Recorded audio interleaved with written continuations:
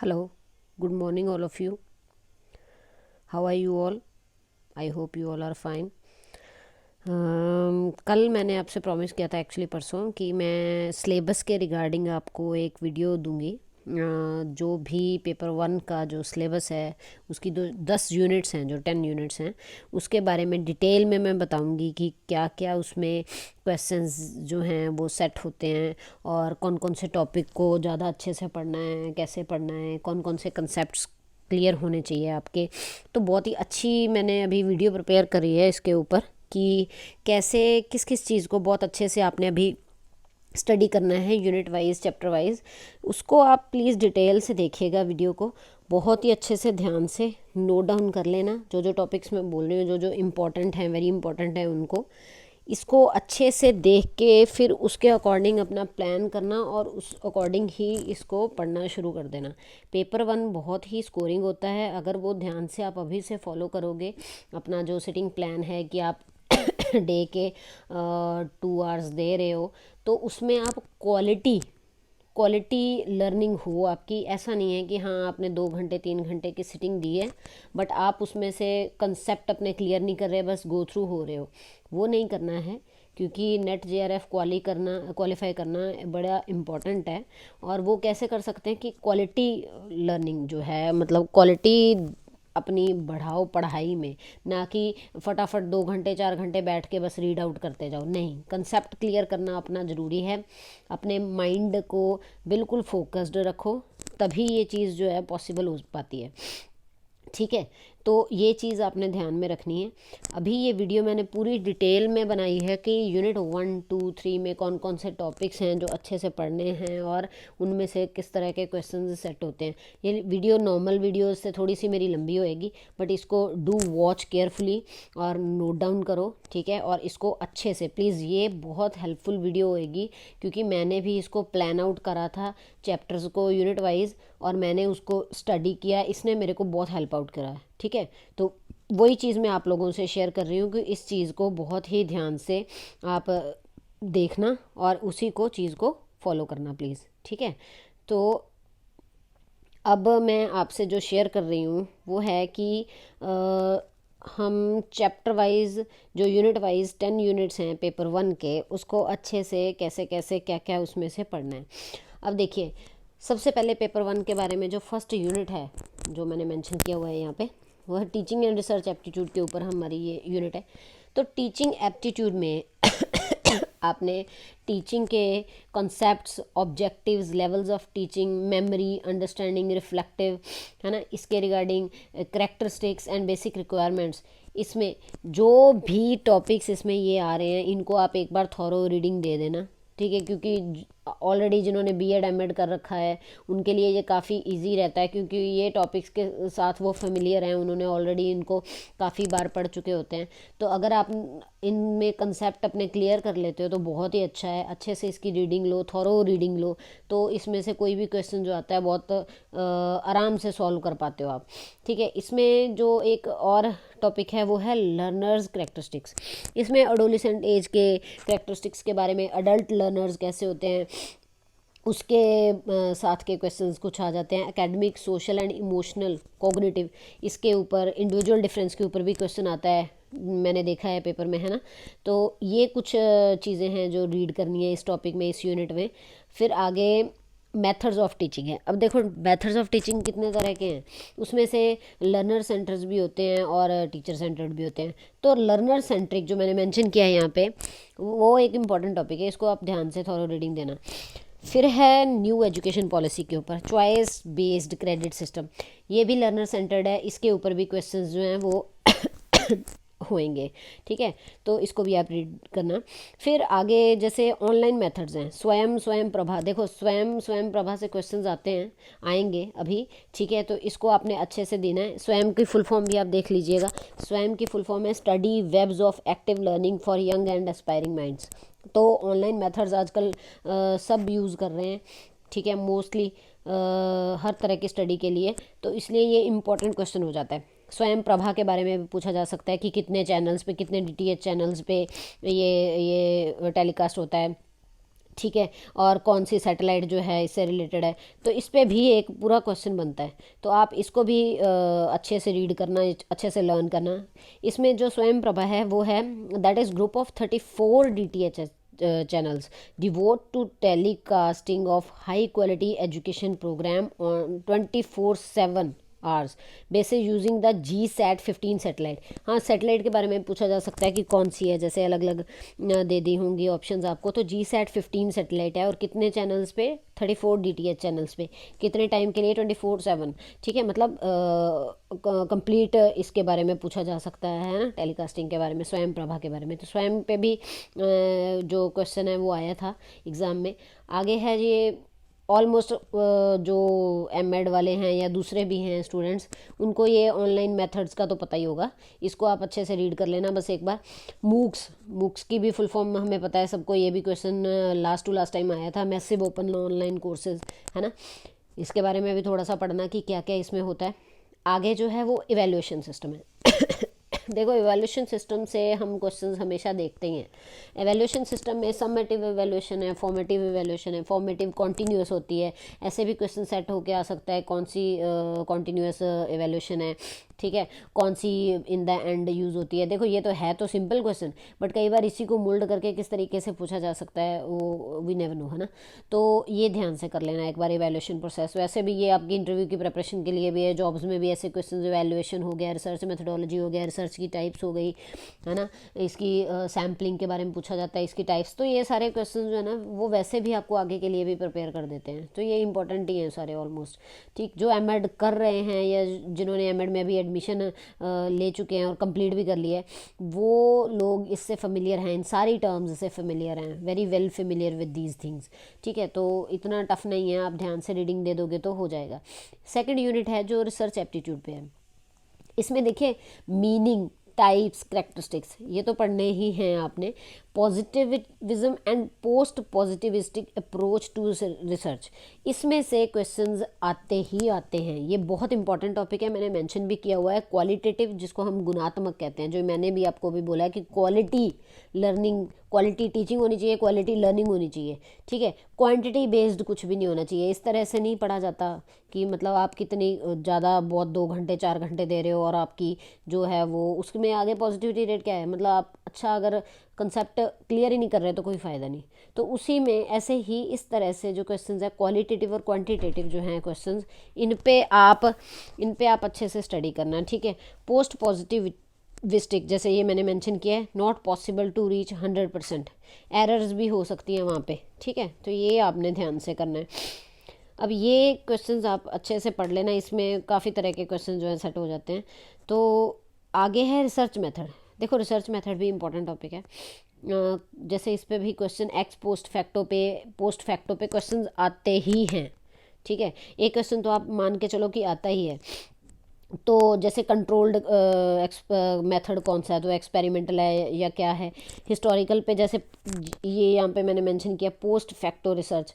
अब जैसे हिस्टोरिकल के बारे में आप पढ़ेंगे तो ये है कि जैसे इसका मतलब है घटना जो घटित होती हुई दिख रही है या आ रही हो, फ्यूचर प्रेडिक्शन हम कर लेते हैं।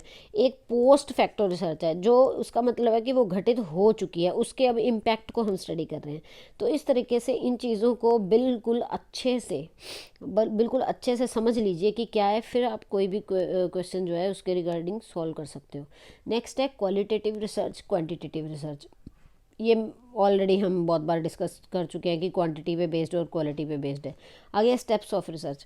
स्टेप्स ऑफ रिसर्च पे हमेशा क्वेश्चन आता ही है, ज़्यादातर देखा जाता है पेपर में एक सिंगल क्वेश्चन होता ही है कि उसके स्टेप्स दिए होते हैं कि कौन कौन से स्टेप्स होते हैं रिसर्च के, उनको हमने लाइन वाइज करना है। तो जैसे टाइटल हो गया सबसे पहले, फिर ऑब्जेक्टिव हो गया उसका कि हमने डिसाइड करना है, decide to do what we need to do आगे, है ना। फिर मेथोडोलॉजी है, मेथोडोलॉजी में हमने कौन सा सैम्पलिंग कैसे ली है, कैसे सैम्पल्स लिए हैं, किस मेथड को अपनाया है, वो सब चीज़ें हमने उसमें मेंशन करनी होती है। तो मेथोडोलॉजी हो गया। उसके बाद नेक्स्ट स्टेप जो होता है वो हमारा होता है रिज़ल्ट का। उसमें हम मेंशन करते हैं कि रिज़ल्ट कैसा आया है, ठीक है ना। और उसके बाद है कंक्लूजन। उसके बाद है कंक्लूजन, कंक्लूजन के बाद आ जाता है रेफरेंसेस। तो रेफरेंसेस में हम बताते हैं कि हमने जो जहाँ जहाँ से रेफरेंस लिया, जहाँ जहाँ से हमने स्टडी मटेरियल देखा है और अपने रिसर्च में उसको ऐड ऑन किया है, उनका सबका रेफरेंस देना पड़ता है हमको, ये इम्पोर्टेंट भी है। ठीक है, आगे आ जाता है थीसिस एंड आर्टिकल राइटिंग। अब इसमें भी वैसे ही स्टेप्स हैं जो हमने रिसर्च में हमने बोला कि जब हम थीसिस प्रिपेयर कर रहे हैं या आर्टिकल राइटिंग कर रहे हैं, उसमें भी हमें उसको स्टेप वाइज ही जाना होता है। ऐसे नहीं कोई भी चीज़ कहीं भी लिख सकते हैं हम, नो। कुछ रिसर्च एथिक्स होते हैं जिसके अकॉर्डिंग हमको रिसर्च वर्क करना होता है और उसी के अकॉर्डिंग हमको वो चीज़ को फॉलो करना होता है। जैसे टाइटल है, उसमें हम इंट्रोडक्शन देते हैं, फिर ऑब्जेक्टिव आ जाता है, फिर रिव्यू ऑफ लिटरेचर आ जाता है, स्टडीज़ को हम जो रिव्यू देखते हैं, फिर मेथडोलॉजी, जो भी मेथड आपने अप्लाई किया है, ठीक है, अपनाया है उसमें, फिर रिजल्ट, डिस्कशन, कंक्लूजन, रेफरेंसेस। तो ये ज़्यादातर एमएड वाले स्टूडेंट्स तो समझ सकते हैं कि ये कैसे, अभी उन्होंने रिसेंटली स्टडी किया ही होगा, ज़्यादा टाइम नहीं हुआ जिनको, और जिनको टाइम हो भी गया है एमएड किए हुए, वो भी इन चीज़ों को फिर भी फेमिलियर हैं। इनको थोड़ा सा एक और थोरो रीडिंग दे दीजिए, अच्छे से आपको समझ आ जाएगा। सॉरी, नेक्स्ट है रिसर्च एथिक्स। इस पे भी इंपॉर्टेंट क्वेश्चन आ जाता है। एथिकल वैल्यूज़ पे इस बार भी क्वेश्चन आया था, जून 2020 में इसमें क्वेश्चन आया था रिसर्च एथिक्स पे, मुझे याद है। एथिकल वैल्यूज़ पे जैसे डाटा कलेक्शन या एनालिसिस के ऊपर क्वेश्चन आ जाता है, ठीक है, कि कौन सी एथिकल वैल्यूज़ फॉलो, मतलब उसमें ना ऑप्शंस के एथिक्स के ऊपर ही होती है कि कौन सी जो फॉलो कर रहे हैं, या not correct in favour of ethics, research ethics, और या not in favour of that. तो इस तरह से क्वेश्चन आ जाता है। फिर नेक्स्ट है हमारी यूनिट 3। अब यूनिट 3 में क्या है? यूनिट 3 में है कॉम्प्रीहेंशन। इसमें आप देखो पैसेजेस हैं जो हम सॉल्व करते हैं, वो ना देखा जाए ध्यान से तो 10 मार्क्स ना फ्री के हैं अगर आप उसको प्रैक्टिस करो। बहुत सारे पैसेजेस को ध्यान से स्टडी करो और देखो कि कैसे आप क्वेश्चन सॉल्व करते हो, है ना। तो 10 मार्क्स जो हैं आप बहुत अच्छे से स्कोर कर सकते हो। इसमें क्या है कि डेली का एक पैसेज, आप ज़्यादा नहीं मैं कह रही, अगर आपके पास 3-4 मंथ्स का टाइम है तो डेली का एक पैसेज भी करो, दैट इज़ सफिशिएंट इनफ आपकी प्रैक्टिस के लिए। तो वो ज़रूर करो, ठीक है। अब आप देखो कि पैसेज में क्या होता है कि ये तो छोटे से छोटी क्लास के स्टूडेंट्स भी आजकल जानते हैं कि पैसेज के जो हैं वो फर्स्ट लाइन हो गई, सेकंड लाइन, फर्स्ट 2-3 क्वेश्चंस तो वहीं से सेट होते हैं, है ना। तो अब एक जो बहुत ही इंपॉर्टेंट चीज़ मैं यहाँ पे आपको बता रही हूँ, शायद किसी को ना पता हो, पैराग्राफ को जब हम स्टडी करते हैं, जब रीड करते हैं, उसको ध्यान से देखो कि वो पॉजिटिव अप्रोच वाला पैराग्राफ है या नेगेटिव अप्रोच वाला पैराग्राफ। वहीं से आधी से ज़्यादा आपकी जो है वो सॉल्व हो जाएगी, ठीक है। कैसे? अब अगर तो पॉजिटिव अप्रोच वाला पैराग्राफ है, ठीक है, कोई भी पॉजिटिव आउटलुक वाला, तो आप उसके ये देखिएगा कि आंसर जो हैं वो फेवर में होंगे या गुड आंसर्स होंगे। और जितने भी नेगेटिव अप्रोच वाले पैराग्राफ हैं उनके answers they are not in favour of that, है ना, वो दे आर नॉट गुड। तो ये बड़ा इम्पॉर्टेंट है कि पैराग्राफ की जो अप्रोच है वो देखो कि वो पॉजिटिव साइड की तरफ जा रहा है या नेगेटिव साइड की तरफ जा रहा है। तो उस अकॉर्डिंग आप फिर क्वेश्चंस को उनके आंसर्स, चाहे कितना भी कम्प्लेक्स पैराग्राफ आ जाए, आप बड़ी आसानी से सॉल्व कर जाओगे। ये ज़रूर देखना अप्रोच उस पैराग्राफ की पॉजिटिव है या नेगेटिव है, ठीक है। तो ये आपके फिर 10 स्कोर्स तो कहीं गए ही नहीं ना, फिर अगर आपने ध्यान से प्रैक्टिस करी हुई है और इस चीज़ को फॉलो किया, पॉजिटिव नेगेटिव अप्रोच को। आगे जो यूनिट 4 है वो है कम्युनिकेशन। देखिए यूनिट 4 कम्युनिकेशन में मिक्स टीचिंग एप्टीट्यूड्स हैं। इसमें इफेक्टिव कम्युनिकेशन के ऊपर, जहाँ पे सेम लैंग्वेज है, बैरियर नहीं है, इंटेलेक्चुअल ग्रुप कम्युनिकेशन के ऊपर, पॉजिटिव अप्रोच के ऊपर, जहाँ पे हर्डल नहीं है, आप बड़ी फ्रीली बात कर सकते हो, कम्युनिकेट कर सकते हो, ठीक है। अब आगे जो ये आ जाता है question, barrier of effective communication. इसमें आगे टाइप्स हैं, physical barrier, noise and semantic barrier, noise शब्दों के लिए। तो ये कुछ है, इसको ध्यान से रीड कर लोगे, ठीक है। आगे है मास मीडिया एंड सोसाइटी। अब देखो, एक तो था कि हम छोटे लेवल पे 2 जने 3 जने इन लोगों से हम कम्युनिकेशन करते हैं, या कुछ एक पर्टिकुलर क्या कहते हैं ग्रुप से। अब अगर हम बहुत बड़े ग्रुप से कम्युनिकेशन करते हैं तो उसमें हम फिर इंक्लूड हो जाता मास मीडिया, सोसाइटी, ठीक है। तो ये जो है इसमें आगे दिया हुआ है रेडियो, टेलीविज़न, न्यूज़पेपर। इस पे भी क्वेश्चन मैंने देखा था, ये भी एक क्वेश्चन आता है, इसके रिलेटेड हो सकता है। तो ये नेक्स्ट है यूनिट 5, ये है मैथमेटिकल रीजनिंग एंड एप्टीट्यूड। देखिए इसमें नंबर सीरीज़ हो गई, लेटर सीरीज़ हो गई, अल्फ़ाबेटिकल। इसको आप डाटा इंटरप्रिटेशन जिसकी अच्छी है, वो बड़े आराम से नंबर सीरीज़ कोई बहुत इस बार देखिए बहुत टफ नहीं आई थी, बिल्कुल सिंपल नंबर सीरीज़ आई थी, बिल्कुल सिंपल जो लेटर सीरीज आई थी। तो इसमें 2-3 ट्रिक्स ही हैं जो माइंड में अगर आप रख लोगे, अपने कंसेप्ट क्लियर रखोगे, तो आप किसी भी तरह से सॉल्व कर लेते हो। देखिए, अगर आप ध्यान रखना नंबर सीरीज़ में सीक्वेंस देखना कैसा है। दूसरा, अगर नंबर्स इंक्रीजिंग ऑर्डर में है तो या तो वो ऐड होगा या फिर मल्टीप्लाई होगा, ठीक है। जब भी नंबर इंक्रीजिंग ऑर्डर में जा रहे हो आगे, और आगे लास्ट में ब्लैंक हो कि हाँ इसको सॉल्व करो, तो आपने या तो ऐड की ऑप्शन लगा के देखनी है या मल्टीप्लिकेशन लगा के देखनी है, उनमें से कोई एक लग जाएगी, ठीक है। तो बड़े आराम से टाइम बचा के आप सॉल्व कर सकते हो। अगर नंबर डिक्रीजिंग ऑर्डर में है तो या तो इधर दे विल सब्ट्रैक्ट और डिवाइड। तो ये फंडा समझ लेना, इसी को फॉलो करना, ये मोस्टली बच्चे जानते ही होंगे, ठीक है। अगर वो इंक्रीजिंग जो उसमें नंबर इंक्रीज़ हो रहे हैं इंक्रीजिंग ऑर्डर में, अगर बहुत ज़्यादा नंबर है 4 डिजिट वाले हैं या उससे भी मतलब कम्प्लेक्स नंबर्स हैं, है ना, तो उनको हमने मल्टीप्लाई ही फॉलो करना है। वो एडिशन आप कितनी देर तक कर सकते हो, नहीं कर सकते, वो तो कॉमन सेंस की बात है। तो मल्टीप्लाई का रूल फॉलो करना है वहाँ पे। आगे आ जाता है लेटर सीरीज़। देखिए, लेटर सीरीज़ के ऊपर ना सबसे पहले, जैसे मैंने ये साइड पर मैंशन किया हुआ, ए से लेके, मैंने तो जे तक लिखा है, वैसे जेड तक, ए से लेके जेड तक आपको नंबर पता होना चाहिए कि अल्फ़ाबेट्स जो हैं वो कौन से नंबर पे कौन सा अल्फ़ाबेट है। ये थोड़ा सा अच्छे से लर्न कर लो, माइंड में बिठा लो बस, तो बहुत इजी, बड़ा सेकंड्स लगते हैं कि आप उसको फटाफट सॉल्व कर लेते हो। इसमें अब देखो कोड्स आते हैं, सबको पता है कोड्स के रिलेटेड क्वेश्चन आता है, रिलेशनशिप पे आता है, ठीक है। फ्रैक्शन, टाइम, डिस्टेंस हो गया, इसको पढ़ लेना, रेशो पढ़ लेना, प्रोपोर्शन एंड परसेंटेज पढ़ लेना, इसमें प्रॉफिट एंड लॉस का पढ़ लेना, इंटरेस्ट। जिनका मैथ अच्छा है वो तो भाई बहुत आसानी से सॉल्व कर सकते हैं। हाँ, जिनको मैथ्स में थोड़ी सी तंगी है वो थोड़ा सा ध्यान से इसको, इन्हीं टॉपिक्स को ध्यान से कर लोगे ना तो आराम से सॉल्व कर सकते हो। देखो, मेरा ये मानना है कि जिसका थोड़ा सा भी कंसेप्ट क्लियर है ना, उसे एक पर्टिकुलर टॉपिक को लेके, वो वहाँ पे मार नहीं खाता जब एग्ज़ाम दे रहा होता है, वो करता है अगर उसका कंसेप्ट क्लियर है, ठीक है।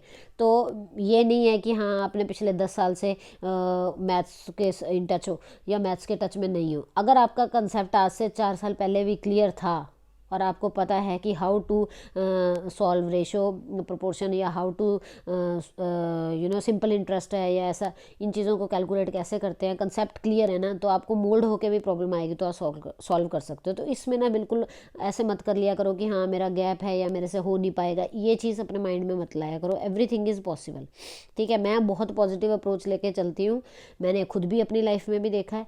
पॉजिटिव अप्रोच लेके चलने वाला पर्सन चाहे कोई भी प्रॉब्लम हो उसको सॉल्व कर सकता है, ठीक है। इस चीज़ को माइंड में रखो।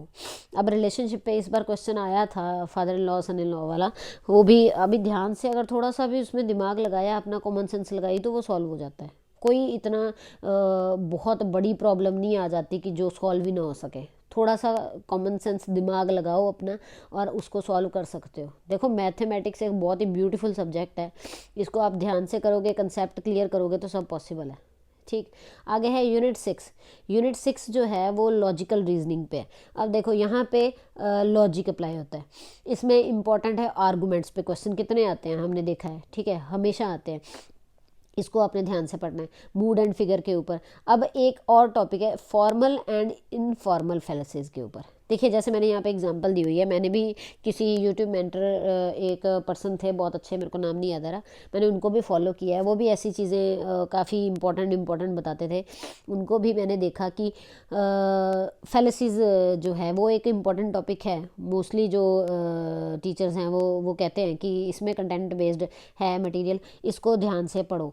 तो इसमें जैसे एग्जांपल है एलर्जी टू एक्सपोजर इन सन, है ना, रमा डोंट गो आउटसाइड। तो ये इसमें देखो ये कौन सी फैलेसी के अंडर आता है, फॉर्मल या इनफॉर्मल।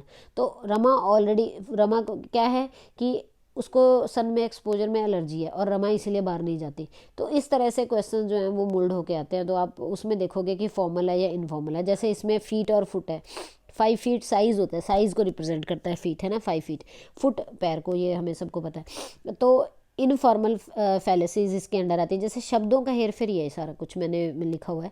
मैं भी ऐसे ही, देखो मेरी प्रेपरेशन का तरीका भी क्या है, मैं लिख के बहुत प्रैक्टिस करती हूँ। जो इंपॉर्टेंट चीज़ें हैं या जहाँ मेरे को लगता है कि मेरे को लिख के ही लर्न हो रहा है, तो मैं लिख के उसकी बहुत प्रैक्टिस करती हूँ, सॉल्व करके उनको। मैं ओरली ऐसी चीज़ कोई नहीं करती जो सॉल्व करने वाली हो, ठीक है, कि हाँ ये हो जाएगा। नहीं, मैं बिल्कुल ऐसे नहीं करती, मैं सॉल्व करके देखती हूँ कि इसके पीछे क्या लॉजिक है, कैसे ये सॉल्व होएगा, तो मैं उस पर बिल्कुल क्लियर मेरा माइंड होता है। ठीक है, तो इसी तरीके से प्रेपरेशन का यही मेथड है कि अगर आपकी प्रेपरेशन स्ट्रांग है तो फिर आपको कोई प्रॉब्लम ही नहीं, JRF तो बड़े आराम से क्वालिफाई कर सकते हो, इसमें डरने वाली कोई बात नहीं है। ठीक, स्क्वायर ऑफ अपोजिशन है जो, ये भी बहुत बहुत इंपॉर्टेंट है। ठीक है, इसमें भी जैसे कॉन्ट्राडिक्टरी, सब ऑल्टर, कॉन्ट्राडिक्शंस, इसके रिगार्डिंग को बहुत क्वेश्चन देखते हैं हम, है ना, हर बार पेपर में आते हैं। जब जैसे some animals are not cows, some cows are animals, all cows are animal, sorry some नहीं तो इस तरह से क्वेश्चन जो हैं इसमें आएंगे। आगे आ जाता है रीजनिंग। देखो रीजनिंग मास्टर्स इन एजुकेशन वालों ने, MA एजुकेशन वालों ने तो पढ़ा हुआ है। डिडक्टिव रीजनिंग, इंडक्टिव रीजनिंग क्या है।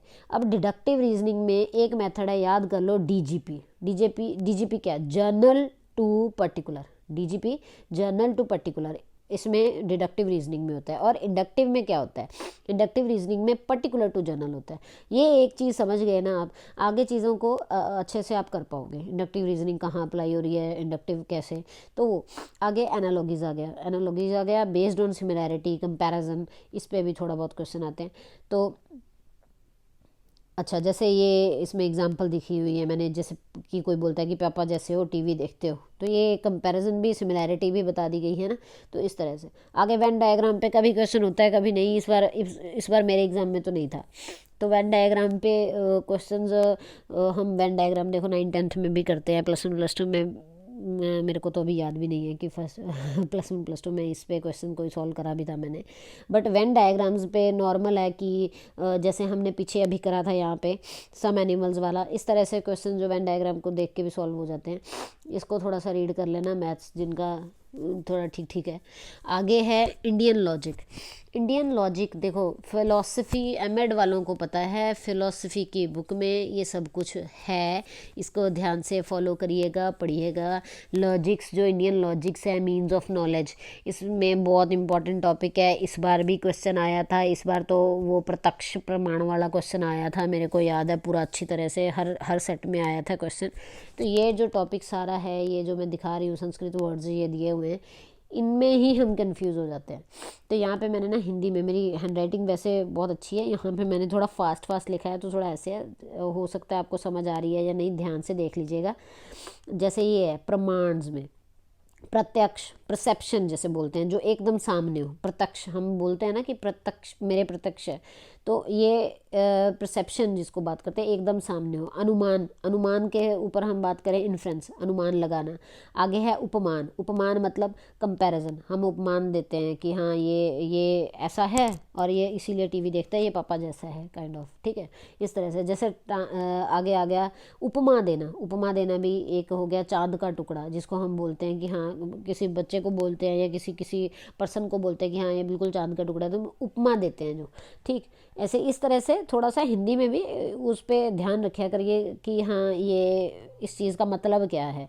आगे आ जाता है जैसे शब्द, शब्द क्या है, वर्बल टेस्टिमनी है। जैसे प्राण जाए पर वचन न जाए, जैसे हम ये कुछ बोलते हैं ना, उस पे आ जाती है, ये टेस्टिमनी देते हैं जैसे हम। ठीक है, तो ये वर्बल टेस्टिमनीज हैं, ये शब्द के अंदर आती है। ऐसे आ जाती है अर्थापत्ति, इम्प्लीकेशन इसको बोलते हैं। जैसे ये मैंने एक सर को फॉलो किया था यूट्यूब पे, वो बड़ी अच्छी एग्जांपल्स देते थे, तो मैंने उनको देखा है, मैंने उनकी वीडियोस देखी हैं, मैंने जब पढ़ती थी तो मैं थोड़ी बहुत हेल्प उनसे लेती थी, बहुत ही अच्छे हैं वो भी सर। तो इसी तरह से मैं भी इंस्पायर हुई हूँ। कुछ यूट्यूब मेंटर्स इतने अच्छे हैं जो आपको हेल्प आउट करते हैं कि आप अच्छा स्टडी मटेरियल कहाँ से लेके कैसे पढ़ते हो। देखो बिजनेस माइंड होके जो यूट्यूबर्स बैठे हैं वो अलग चीज़ है, बट वो भी हेल्प किसी न किसी तरीके से तो आपको कर रहे हैं ना, स्टडी मटेरियल में या कैसे भी। और कुछ ऐसे हैं जो बिल्कुल सोशल वर्क पे हैं और बहुत ही अच्छे से आपको गाइड करते हैं, वो उनको फॉलो करा करो। ये कोई ऐसा नहीं होता कि हाँ, जिन लोगों ने देखो स्ट्रगल देखी है, जिन्होंने पढ़ाई करी है, जिन्होंने आगे आगे सोशल वर्क पे आए हैं, दे आर गुड, वो हेल्प करते हैं किसी न किसी तरह से। हर किसी से कुछ ना कुछ हमें सीखने को मिलता है। सो वैसे भी हम BEd M.Ed में ये चीज़ सीखे हैं कि कीप ऑन लर्निंग, है ना। तो अच्छी चीज़ जिससे भी सीखने को मिले, हम थ्रू आउट लाइफ लर्न करते हैं, सीखते हैं, तो उसको देखा करो। अब जैसे यहाँ पे है अर्थापट्टी इम्प्लीकेशन, देवदत्त मोटा है दिन में नहीं खाता है, तो ये इम्प्लीकेशन की बात, इसका मतलब है कि वो रात में खाता होगा। तो इस तरह से इसकी इनकी एग्जाम्पल्स के साथ इनको रीड करोगे ना तो समझ आएगा इस थोड़े टफ संस्कृत वर्ड्स को। ऐसे है अनुपलब्धि, अनुपलब्ध, इसमें क्या है, नॉन एप्रीहेंशन है। जैसे वो है ही नहीं था यहाँ पे तो कैसे कर सकता था, तो इस तरह से अनुपलब्ध था, है ना, उपलब्ध नहीं था वो, तो ये हो गया। आगे जैसे इसमें मैंने आगे मेंशन किया हुआ है काइंड्स ऑफ अनुमान, इन्फ्रेंस, व्यापति, इनवेरिएबल रिलेशनशिप, ये क्या लिखा है मैंने खुद ही नहीं मेरे को याद आ रहा, फैलेसीज ऑफ इन्फ्रेंस, हैट पेपर।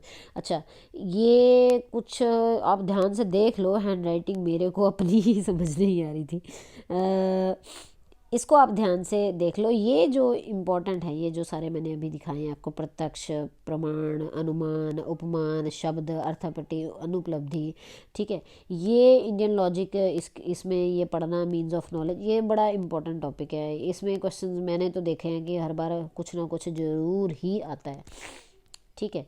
और आगे है यूनिट 7, डाटा इंटरप्रिटेशन के बारे में तो हमने बात करी है अभी कि प्रैक्टिकल थिंग है, इसको ध्यान से आप प्रैक्टिस के साथ करिएगा।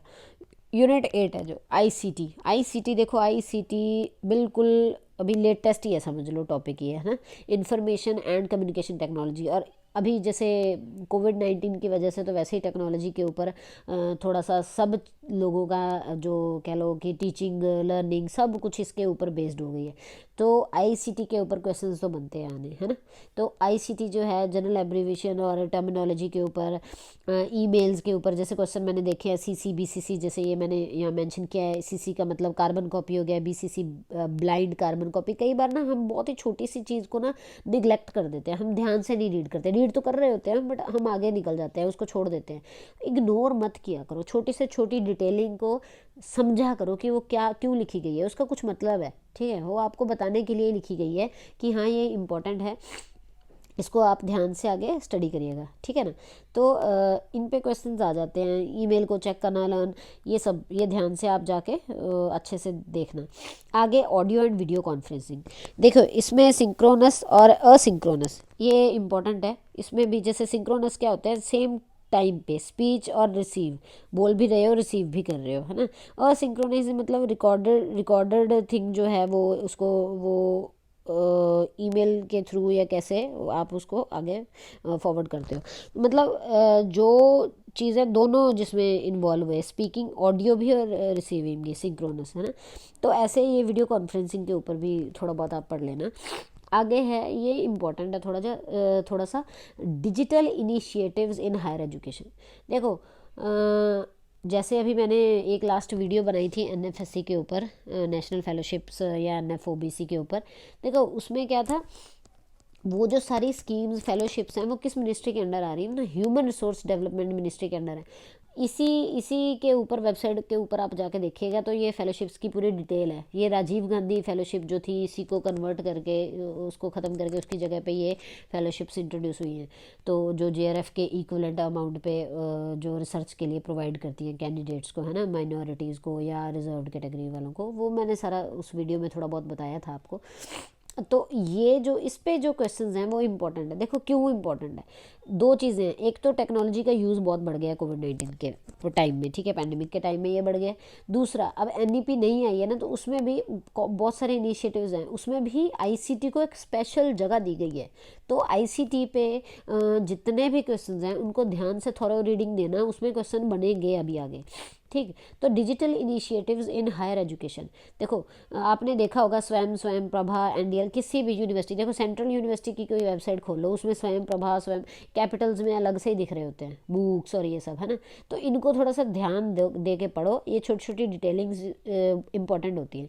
अब जैसे स्वयं के बारे में www.swayam.government.in, इसमें रजिस्टर करो और इसमें आगे आप इसको फॉलो कर सकते हो, इसको देख सकते हो, इसके बारे में पढ़ सकते हो जो हमें लर्निंग की ज़रूरत है अभी। ठीक है, तो इसकी फुल फॉर्म मैं ऑलरेडी आपको बता चुकी हूँ पीछे, इसके बारे में पढ़ लेना। स्वयं प्रभा के बारे में पढ़ लेना, मैंने आपको बताया था कि सैटेलाइट कौन सी इसमें इन्वॉल्व है, कितने DTH चैनल्स पे होती है, कितने टाइम के लिए होती है, ये सब स्टडी करने वाला है।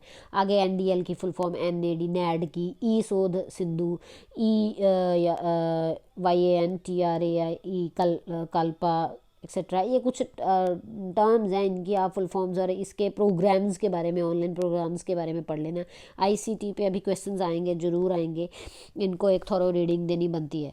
आगे है ICT गवर्नेंस, इसमें bank, bill, smart work, ICT हम आजकल हर जगह यूज़ होता है ना, हमने देखा है, तो इसके ऊपर कहीं से भी क्वेश्चन बन जाता है, तो ICT को थोड़ा रीडिंग दोगे अपने आप सॉल्व कर लोगे।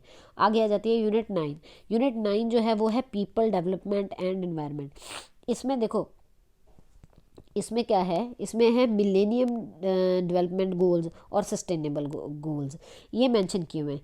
इनको आपने बहुत ही ध्यान से पढ़ना। देखो, सस्टेनेबल गोल्स तो हैं जो आजकल इम्पॉर्टेंट हैं, उनको आप ज़रूर ज़रूर याद कर लो, माइंड में बिठा लो। मिलेनियम डेवलपमेंट गोल्स और सस्टेनेबल गोल्स, इसमें सस्टेनेबल गोल्स तो बहुत इंपॉर्टेंट है, वो 17 होते हैं। मिलेनियम डेवलपमेंट गोल्स जो 8 होते हैं, इनको आप पूरा अच्छे से याद कर लो। मिलेनियम डेवलपमेंट गोल्स, इनको चाहे लिखना है, स्क्रीनशॉट लेना है, ले के रख लो।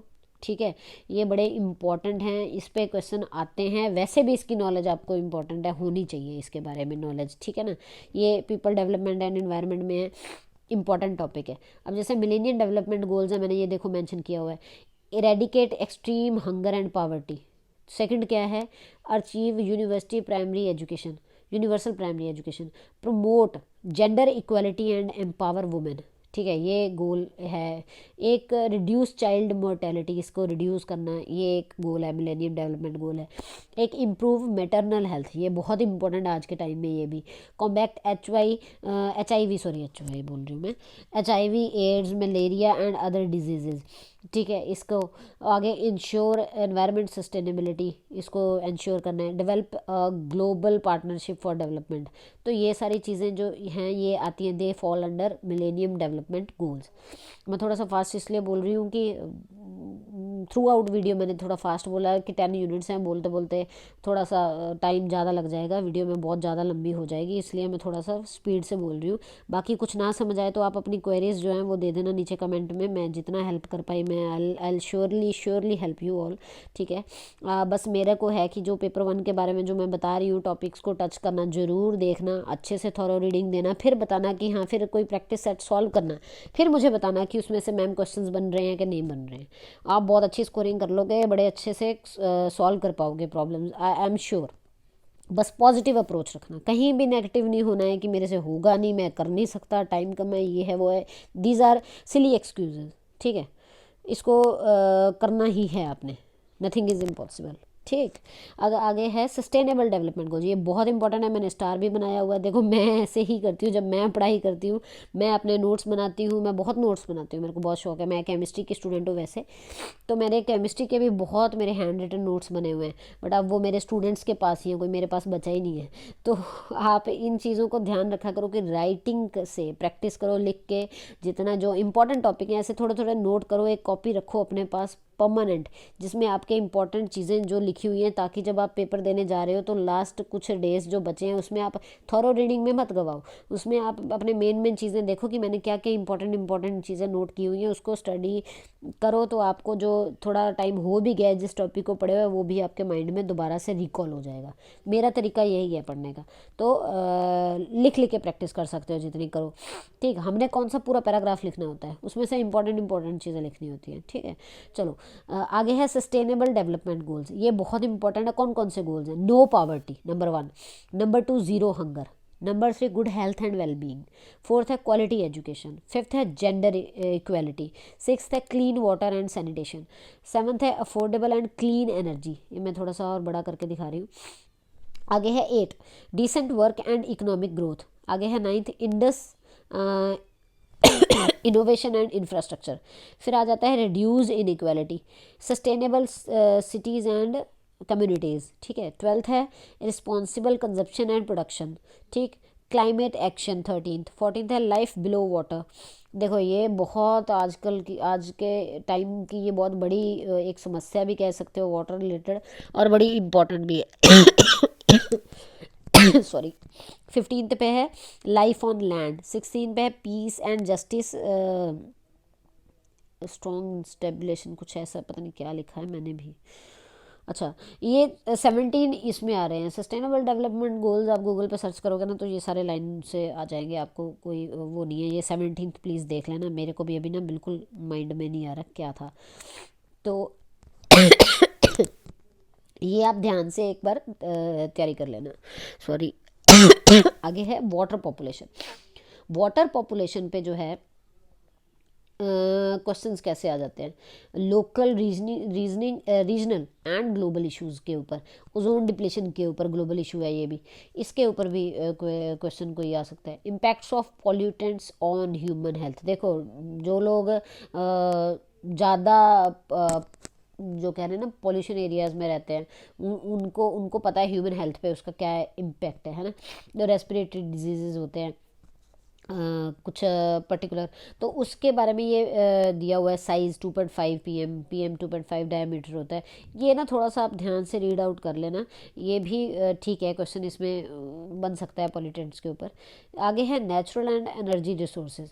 नेचुरल एंड एनर्जी रिसोर्सेज में आ जाता है जैसे आपका टारगेट, ये जो रिन्यूएबल एनर्जी है, टारगेट 175 होगी, सोलर, विंड, बायो पावर, ठीक है, हाइड्रो पावर। इस पे ना थोड़ा सा अच्छे से स्टडी करना। ये 22 के तक इसके बारे में क्या इसमें चेंजेस आए हैं, जो जो भी इसमें अब टारगेट सेट किया गया वो ध्यान से आप सब चीज़ें देखना।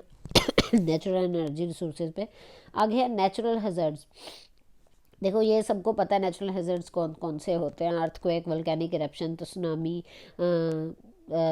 फ्लड, लैंडस्लाइडिंग, डेजर्टिफिकेशन, ये सब इम्पॉर्टेंट है, ये देख लेना एक बार।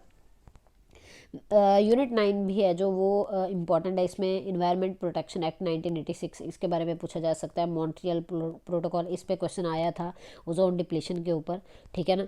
आगे क्योटो प्रोटोकॉल, ये बहुत बहुत इंपॉर्टेंट है, ये पूछा जाता है। क्योटो जापान, ये क्वेश्चन बनता है 1997। सॉरी। आगे reduce emission of green house gas, इसके बारे में भी क्योटो प्रोटोकॉल जो पूछा जाएगा, पहले भी पूछा गया है, तो ये इंपॉर्टेंट है। मॉन्ट्रियल प्रोटोकॉल कौन सा होता है, क्योटो प्रोटोकॉल कौन सा होता है, इस पे क्वेश्चन बनता है। ये बहुत इंपॉर्टेंट यूनिट है, यूनिट 9 ध्यान से देखिएगा प्लीज़, मैं बार बार रिपीट कर रही हूँ, बहुत बहुत ध्यान से देखिएगा। ठीक है। उसके बाद आ जाता है पेरिस एग्रीमेंट। पेरिस एग्रीमेंट जो है वो क्या है, 2015 का था, ठीक है। यूएसए विदड्रॉ इटसेल्फ, यूएस ने पेरिस एग्रीमेंट जो है उसमें अपने आप को इस एग्रीमेंट से अपने आप को विदड्रॉ कर लिया था। आईएसए की फुल फॉर्म क्या है, इंटरनेशनल सोलर एलियंस, तो अलायंस।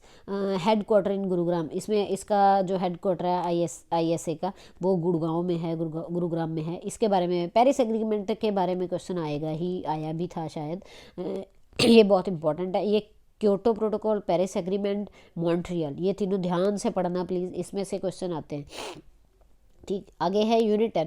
देखो जो करंट अफेयर्स होता है ना, थोड़े बहुत आप प्लीज़ उसमें उसके टच में रहा करो। आजकल सबके पास फ़ोन्स हैं, सब कुछ है, इंटरनेट है। आप प्लीज़ गूगल पे या हिंदुस्तान टाइम्स या ये द ट्रिब्यून न्यूज़पेपर्स पढ़ा करो। इसमें से करंट जो टॉपिक्स हैं उनको थोड़ा सा एक छोटा सा लुक जरूर दिया करो।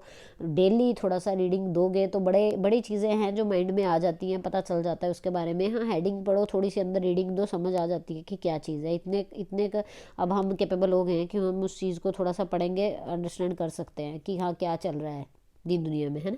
तो थोड़ी नॉलेज होनी चाहिए। यूनिट 10th में यूनिट में क्या है, हायर एजुकेशन सिस्टम के ऊपर, पॉलिसीज़ के ऊपर, गवर्नेंस के ऊपर, ये इंपॉर्टेंट ही है, इसको देख लेना आप। अब देखो गवर्नर पे, वाइस प्रेसिडेंट पे, इन पे क्वेश्चन मैंने देखा है, तो गवर्नर पे देखना कि कौन होता है गवर्नर, इस पे क्वेश्चन मैंने देखा है, लास्ट ईयर था शायद। उसमें स्टेट यूनिवर्सिटी का चांसलर क्या होता है, गवर्नर होता है, वाइस प्रेसिडेंट होता है, क्या होता है, ऐसे 4-5 ऑप्शन, 4 ऑप्शन हैं। तो उसमें स्टेट यूनिवर्सिटी, जो किसी भी स्टेट की यूनिवर्सिटी होती है उसका जो चांसलर होता है उसको गवर्नर बोलते हैं, ठीक है। जो सेंट्रल यूनिवर्सिटी होती है उसके जो चांसलर होते हैं वो वाइस प्रेसिडेंट के नाम बोला जाता है, और जो प्रेसिडेंट होते हैं वो कोई भी यूनिवर्सिटी को विज़िट कर सकते हैं, प्रेसिडेंट कैन विजिट, है ना। आगे जो आ जाता है थोड़ा सा ये मैंने अलग से मेंशन किया, राधा कृष्णन कमीशन, इसके बारे में थोड़ा अच्छे से पढ़ लेना आफ्टर 1947। ये सारे कमीशंस जो है ना, वैसे तो सारे कमीशंस इंपॉर्टेंट हैं, इनको थोड़ा सा एक थॉरो रीडिंग जरूर देना, ये इंपॉर्टेंट टॉपिक्स हैं। जहाँ कहीं आपकी क्वेरीज हुई प्लीज़ आप मेरे से पूछ लेना। ये 10 यूनिट का जितना मैं मेरे से हो पाया मैं बता पाई, आई होप मैंने जस्टिस किया हो आपकी क्वेरीज़ के साथ थोड़ा बहुत। तो जहाँ जो आपको नॉलेज इससे मिले प्लीज़ उसको अच्छे से आप स्टडी करना, और कोई क्वेरी हुई मेरे को प्लीज़ कमेंट बॉक्स में पूछना। मेरी वीडियो को ज़्यादा से ज़्यादा शेयर करना। इसमें सिर्फ सिलेबस के बारे में बात करी हुई है मैंने, अभी धीरे धीरे मैं और वीडियोस बनाऊंगी। आप मुझे बता भी दिया करना कि मैम इस चीज़ के बारे में थोड़ा सा बता दो, या जो भी आप मुझे क्वेरीज़ करोगे मैं जितना मैक्सिमम हेल्प कर पाई ना मैं ज़रूर करूँगी। मैं यहाँ पर आपकी हेल्प करने के लिए आई हूँ, क्योंकि मैं भी इस चीज़ से गई हूँ कि जब हमें प्रॉपर समझ नहीं आ रहा होता और हम एग्ज़ाम की तैयारी करने बैठते हैं कि क्या करें, तो हम बहुत सारे सोर्सेज को देखते हैं कि यहाँ से कुछ मिल जाए, यहाँ से कुछ मिल जाए। तो मैं उसी के लिए मैंने जो अपनी स्ट्रगल देखी है उसी के लिए मैं भी आपके लिए ये थोड़ी सी वीडियोस जो बना रही हूँ कि हाँ कुछ नॉलेज आपको मिल जाए, कि हाँ ये चीज़ चलो थोड़ा सा मैं समझा पाऊँ जितना मेरे से है पॉसिबल, है ना। तो आप इसको प्लीज़ 10 यूनिट्स हैं, मैंने लाइन वाइज आपको बता भी दिया, जितना मैं मेन बता रही थी कि इनको टच कर लो फटाफट से, जिन्होंने फास्ट तैयारी करनी है अच्छे से तैयारी करनी है, इनको ये मेन टॉपिक हैं, इनको एक बार अच्छे से थॉरो रीडिंग दे लो सबसे पहले। तो पेपर 1 के लिए आप प्रिपेयर हो जाओगे अच्छे से। देखो पहले से ऐसा नहीं है कि आप लोग बिल्कुल ही ब्लैंक बैठे हो, आपने थोड़ी बहुत तैयारी ऑलरेडी करी हुई है ना। कई तो इस पेपर में एग्ज़ाम में अपीयर भी हुए होंगे या रह गए होंगे, तो कोई उसमें होप लूज़ करने की ज़रूरत नहीं है। इनको दोबारा से इन टॉपिक्स को टच करो, अच्छे से एक तैयारी कर लो, एक थोड़ा रीडिंग दे लो, और जो इम्पोर्टेंट चीज़ें हैं उनको रखो और पॉजिटिव अप्रोच रखो। बस ये ही मैं मेन चीज़ आपको बता रही हूँ कि पॉजिटिव अप्रोच के साथ everything is possible. I wish you all the best with your preparation. So आप please stay happy and positive, और अच्छे से अपनी प्रेपरेशन स्टार्ट कर दो आज ही। 2 घंटे दो पर क्वालिटी लर्निंग हो आपकी, और इस तरीके से आप तैयारी करो, ठीक है। आई wish you all the best and thank you for watching my video. It was so long, I am sorry, but ये सिलेबस था, इससे छोटी मैं वीडियो बना ही नहीं सकती थी, ठीक है ना। तो इसलिए आगे से तो चलो नॉर्मल वीडियो साइज़ जो होता है उसी में जाएंगे, बट ये थोड़ा सा था लेंथी, तो इसको ऐसे ही बताना था मेरे को, है ना। तो अब आप प्लीज़ ध्यान से इस चीज़ को देखना और इसकी रीडिंग करना, और फिर उसके बाद प्रैक्टिस पेपर सॉल्व करना, मॉक टेस्ट सॉल्व करना, ठीक है ना। तो आपकी प्रिपरेशन अच्छे से हो जाएगी, डोंट वरी। कोई क्वेरी हुई तो मेरे साथ प्लीज़ आप शेयर कर लेना, ठीक है ना। तो मैं आपको बता दूंगी जो भी मेरे को पता होगा, है ना। तो नेक्स्ट आपके साथ मैं वीडियो जल्दी ही कोई और शेयर करूंगी, जो भी इंफॉर्मेशन आपके लिए बेनिफिशियल होएगी, जो आप अभी you are seeking to search something, वो मैं हेल्प कर दूंगी उस चीज़ में, ठीक है। Thank you so much for watching my video. Please subscribe ज़रूर करिए, लाइक किया करिए। जिसको इस चीज़ की अभी हेल्प की ज़रूरत है पेपर 1 के लिए, कुछ सिलेबस कोई आपसे पूछ रहा है, तो प्लीज़ ये वीडियोज़ उनके साथ शेयर भी करिए। This is very very important. मेरे को जितना मैक्सिमम मैं कर पाई मैंने करा। कुछ और पूछना हो तो अगेन आई एम रिपीटिंग कि आप वीडियो में कमेंट बॉक्स में आप कमेंट्स डालोगे, मैं उसको सॉल्व करने की कोशिश करूँगी, ठीक है ना।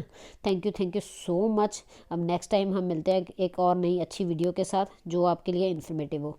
Again have a nice day ahead, or start preparing with positive approach. Bye bye, take care all of you.